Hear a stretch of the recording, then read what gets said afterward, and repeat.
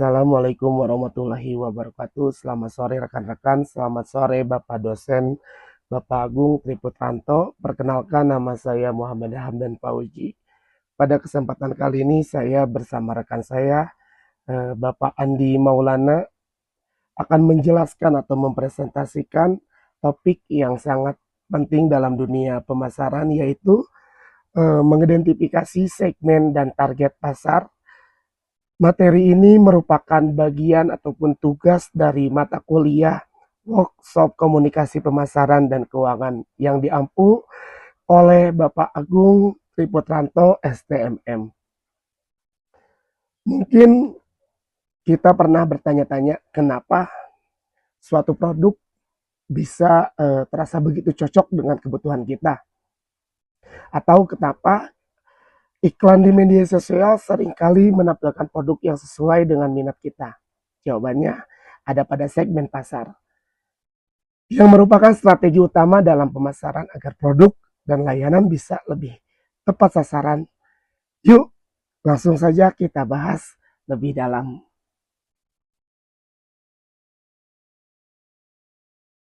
Selanjutnya kita masuk ke uraian materi. Dalam dunia pemasaran, tidak semua pelanggan bisa diperlakukan sama karena mereka memiliki kebutuhan, keinginan, dan daya beli yang berbeda-beda. Oleh karena itu, segmentasi pasar menjadi strategi penting agar pemasaran lebih efektif dan efisien. Dengan melakukan segmentasi, perusahaan dapat lebih mudah menargetkan produk dan layanan kepada kelompok pelanggan yang memiliki karakteristik serupa. Tingkat segmentasi pasar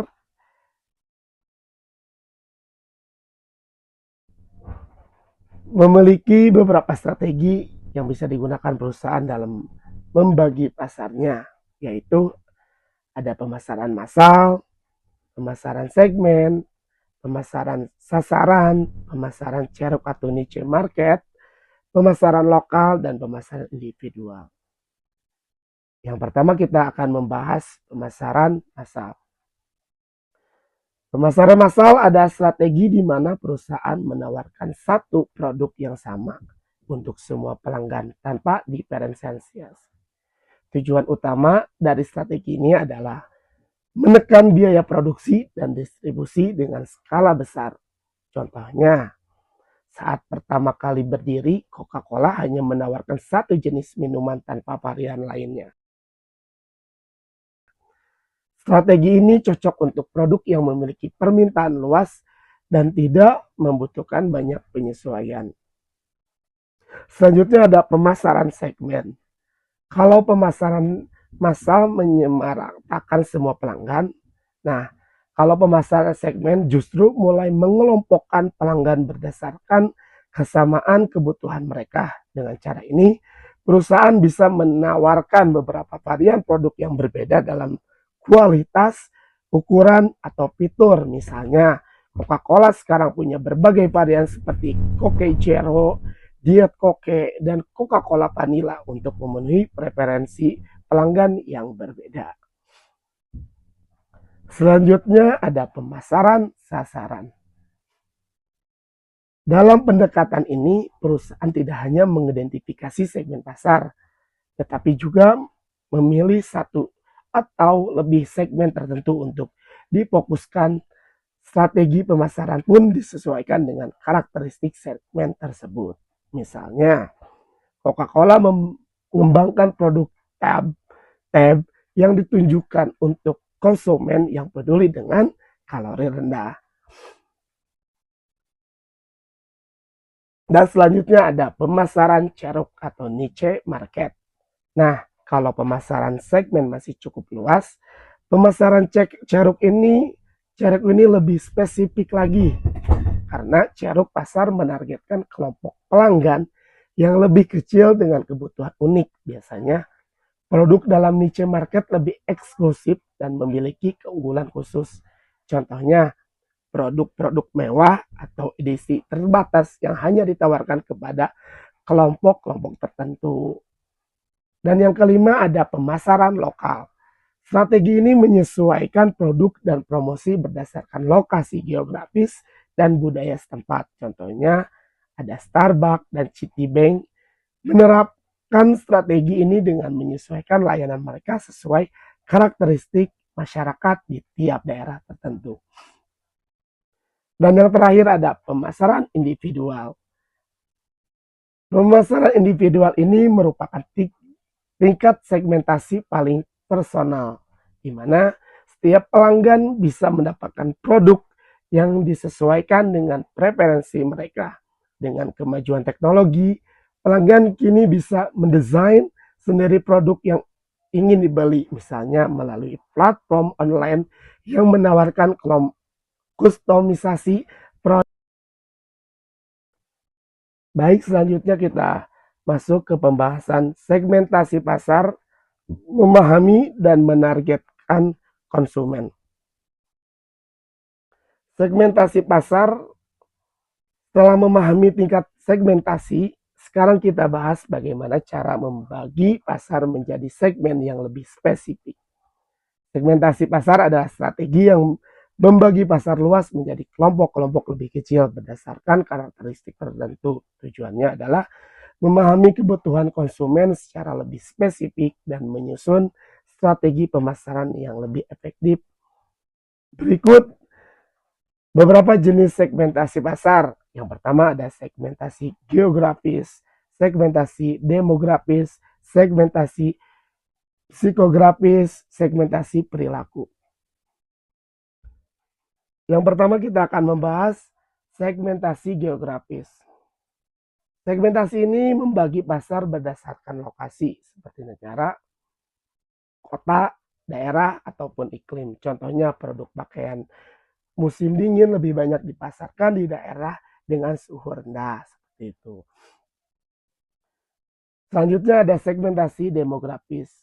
Segmentasi demografis ini berdasarkan faktor seperti usia, jenis kelamin, pendapatan, pendidikan, dan status pernikahan, misalnya produk kosmetik, sering menargetkan wanita dengan rentan usia tertentu. Dan yang ketiga ada segmentasi psikografis. Segmentasi ini mengelompokkan konsumen berdasarkan gaya hidup, kepribadian, dan nilai-nilai yang mereka anut. Contohnya, produk ramah lingkungan lebih menarik bagi konsumen dengan gaya hidup peduli lingkungan. Seperti itu. Dan yang terakhir ada segmentasi perilaku. Segmentasi perilaku berdasarkan pola konsumsi, loyalitas merek, dan manfaat yang dicari dalam satu produk. Misalnya, pelanggan yang sering membeli kopi premium mungkin memiliki preferensi terhadap rasa dan kualitas tertentu. Baik teman-teman, jadi itulah pembahasan mengenai segmentasi pasar dan bagaimana perusahaan menargetkan konsumen dengan strategi yang tepat. Bisa kita simpulkan bahwa pemahaman tersebut atau pemahaman terhadap segmentasi pasar tersebut ini sangat penting agar pemasaran lebih efektif, efisien, dan tentunya lebih menguntungkan bagi perusahaan. Semoga materi yang barusan saya sampaikan bisa bermanfaat dan bisa menambah wawasan kita semua. Selanjutnya saya serahkan ke Bapak Andi Maulana dan beliau akan menjelaskan pemaparan penjelasan berikutnya. Terima kasih. Terima kasih untuk Bapak Hamdan Fauji. Saya akan melanjutkan untuk poin selanjutnya, yaitu dasar untuk segmentasi pasar bisnis. Pasar bisnis dapat disegmentasi menggunakan variabel yang sama dengan pasar konsumen, seperti geografi, manfaat yang dicari, dan tingkat penggunaan.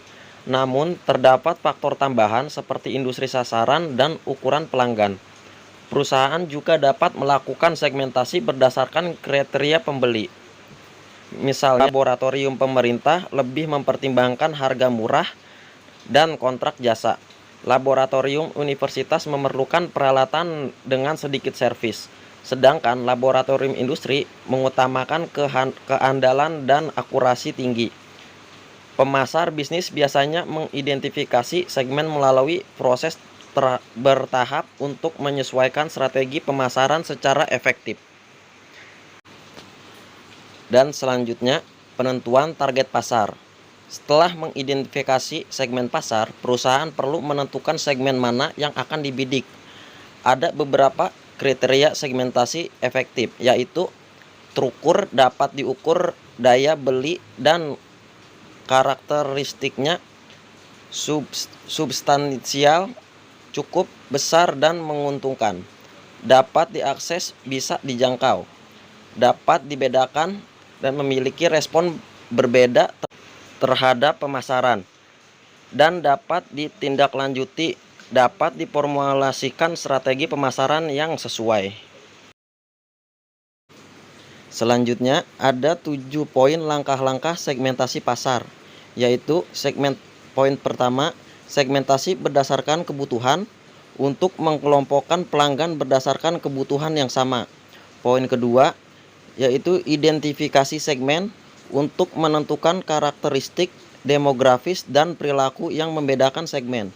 Poin ketiga, yaitu daya tarik segmen untuk menilai potensi segmen berdasarkan pertumbuhan, persaingan, dan akses pasar. Poin keempat, yaitu profitabilitas segmen untuk menghitung potensi keuntungan dari segmen tertentu. Poin kelima, yaitu positioning segmen untuk menciptakan proposisi, nilai, dan strategi pemasaran yang sesuai. Poin keenam, yaitu uji kelayakan segmen untuk menguji efektivitas strategi positioning. Poin ketujuh, yaitu strategi bauran pemasaran untuk menyusun strategi produk, harga, promosi, dan distribusi. Selanjutnya, evaluasi dan seleksi segmen pasar. Perusahaan menilai segmen berdasarkan ukuran dan pertumbuhannya. Daya tarik struktural itu mengacu pada 5 kekuatan Porter. Yang pertama, persaingan. Yang kedua, ancaman pendatang baru. Yang ketiga, produk substitusi. Yang keempat, kekuatan tawar-menawar pembeli. Dan yang terakhir, pemasok. Serta kesesuaian dengan tujuan dan sumber daya perusahaan. Yang terakhir, ada 4 poin kriteria pasar sasaran. Poin pertama yaitu dapat diukur. Potensi pasar bisa dihitung. Yang kedua, dapat dicapai. Perusahaan mampu menjangkau segmen tersebut. Yang ketiga, ukuran segmen. Segmen cukup besar untuk menguntungkan. Yang terakhir, dapat dilaksanakan. Strategi pemasaran bisa diterapkan secara efektif. Untuk kesimpulan dari materi mengidentifikasi segmen dan target pasar, yaitu penentuan target pasar adalah langkah strategis dalam pemasaran untuk memilih segmen yang paling potensial sesuai dengan sumber daya dan tujuan perusahaan. Proses ini diawali dengan segmentasi pasar berdasarkan karakteristik dan kebutuhan pelanggan. Dengan memastikan segmen bersifat terukur, substansial, dapat diakses, dibedakan, dan ditindaklanjuti. Perusahaan kemudian mengevaluasi segmen berdasarkan ukuran, pertumbuhan, daya tarik struktural, serta kesesuaian dengan tujuan bisnis. Analisis Porter digunakan untuk menilai daya tarik jangka panjang suatu segmen. Berdasarkan evaluasi, strategi pemasaran yang dipilih dapat berupa pemasaran serba sama, serba aneka, atau terpusat. Selain itu, perusahaan bisa menerapkan spesialisasi, selektif, produk, pasar, ataupun cakupan penuh. Keberhasilan dalam menentukan target pasar bergantung pada pemahaman pelanggan dan strategi pemasaran yang efektif, sehingga perusahaan dapat meningkatkan efisiensi, profitabilitas, dan daya saingnya. Sekian paparan materi dari kelompok 12 tentang mengidentifikasi segmen dan target pasar. Terima kasih kepada Bapak Agung Triputranto dan rekan-rekan yang sudah menyimak materi yang telah kami presentasikan. Semoga materi yang kami presentasikan bermanfaat dan dapat dipahami oleh rekan-rekan. Akhir kata, saya Andi Maulana dan rekan saya Bapak Muhammad Hamdan Pauji pamit undur diri. Wassalamualaikum warahmatullahi wabarakatuh.